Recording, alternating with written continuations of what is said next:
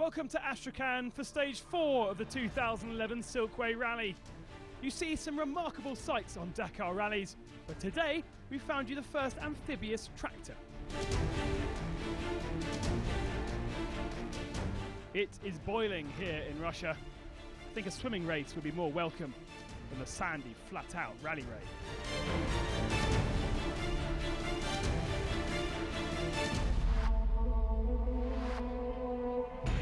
While the mechanics have a chance to lie in, the stage presents a 400-kilometre test over heavy dunes. Some parts similar to yesterday, other parts they'll be crossing the route from yesterday. At least when they get home, their beds will already be made as we return to Astrakhan.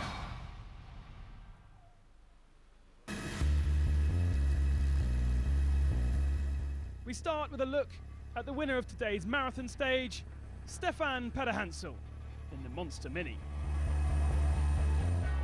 The X-Ray team are now treating this as a test, changing parts on the car on a daily basis. But it doesn't seem to be slowing the Frenchman's pace at all. He took stage victory today, which was enough to put him back to second in the overall standings.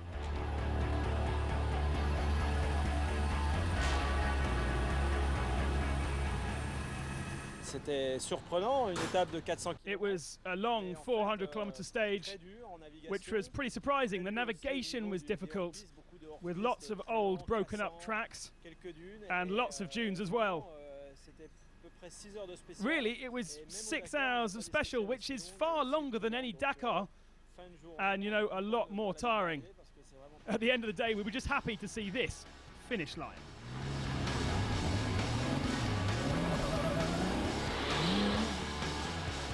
For much of the morning session, Christoph Hollowitz ran with his teammate, meaning he would drop just 3 minutes to the Mini and surely be on a good pace.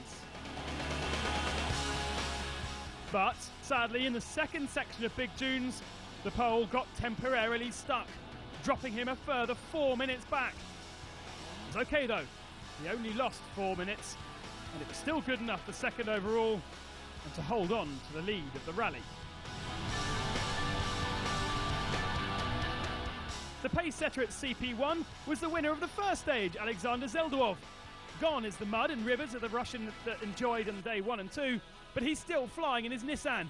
He was top 3 yesterday before being caught out in some dunes, but he learnt his lesson today and held on for third spot, just 20 seconds off Holowitz's pace.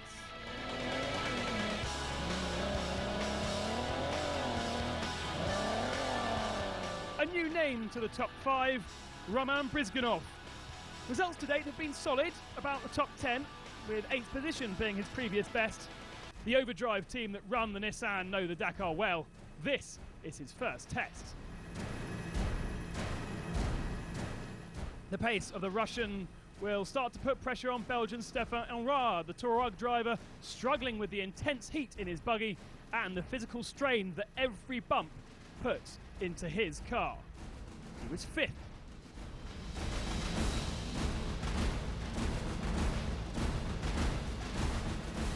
For Christian Lavier, the pace is still there with a new buggy, but as yet the reliability is not.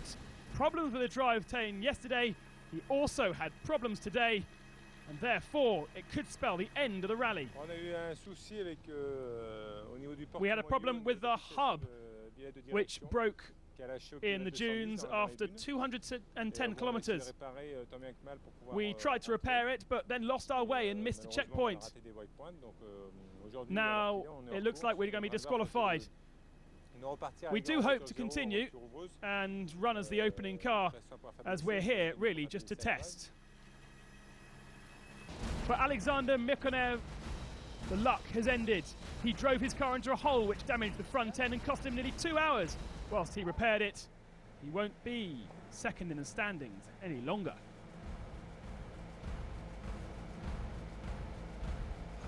Unsurprisingly, there was quite a lot of shovel and spade action out there in the dunes. And both cars and drivers were just simply finding it too much.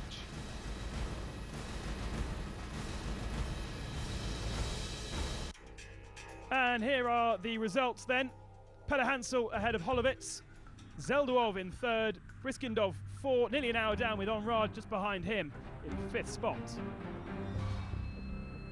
Overall, Holovitz ahead of Peter Hansel, Zeludov in third, Nesterchuk up to fourth now, 3 and a bit hours down. Murenko still holds on to a top 5 spot.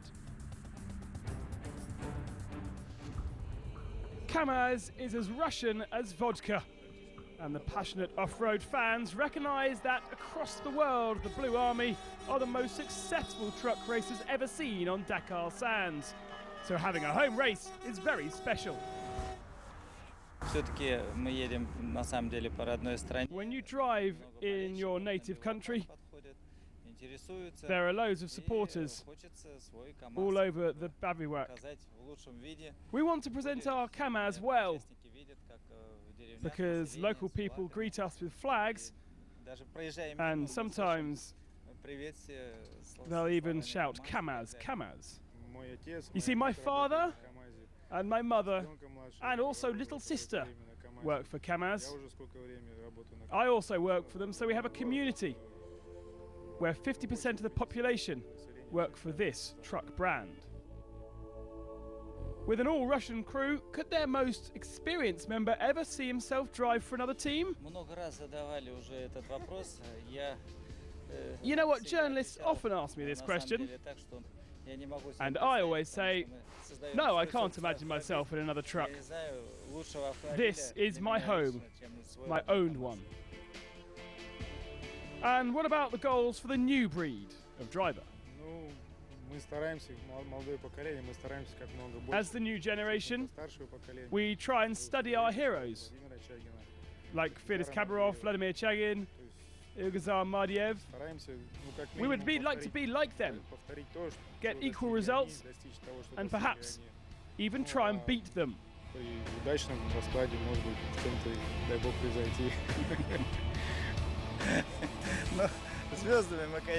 But we don't feel like stars, says Khabarov. I guess even if we wanted to.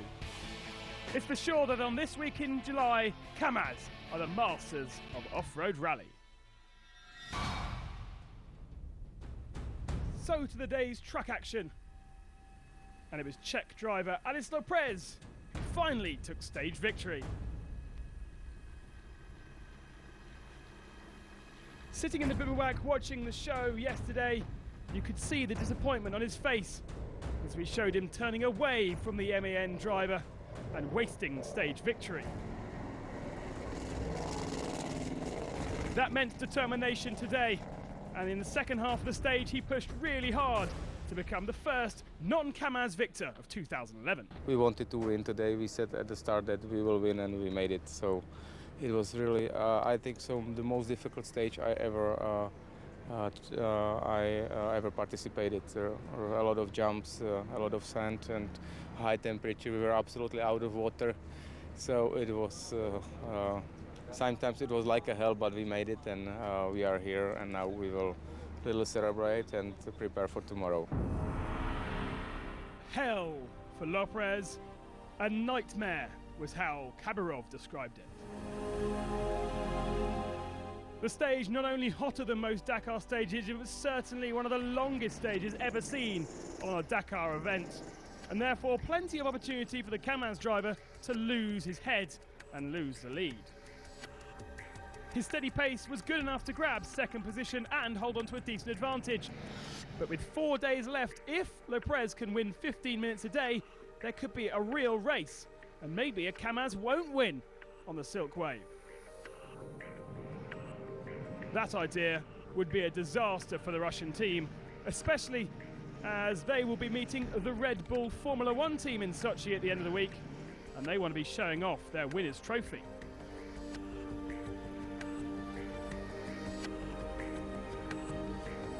Andrei Karganov has been the safest pair of hands so far, consistently in the top 5, and therefore playing a good rear gunner to Khabarov in the standings.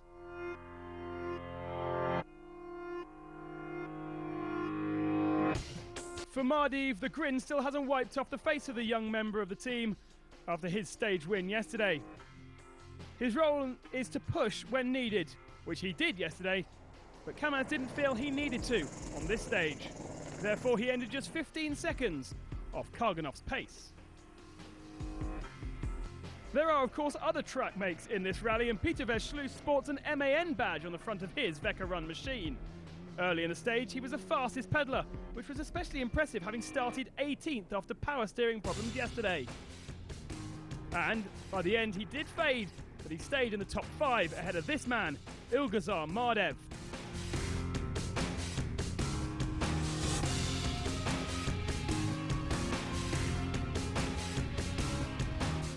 Plenty of attention on the legend Mardevs.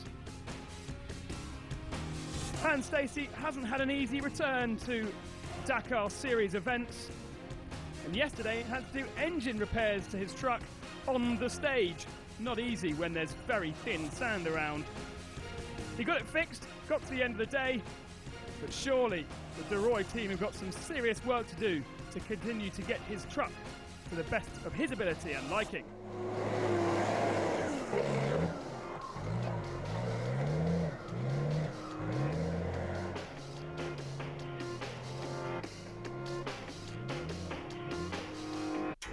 Stage 4 then, Lopez taking just under 15 minutes ahead of Khabarov.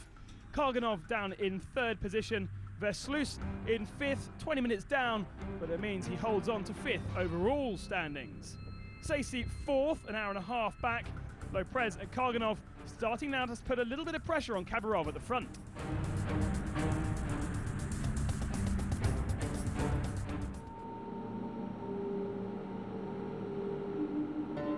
With such heat, the mechanics decided to let the sun go down before getting stuck into the cars. In the bivouac, a little bit of rest and food, and then to work. Cleaning out the sand, changing broken parts, and getting the cars ready to do the longest stage of the rally tomorrow as we head to Stavropol. We'll see you there.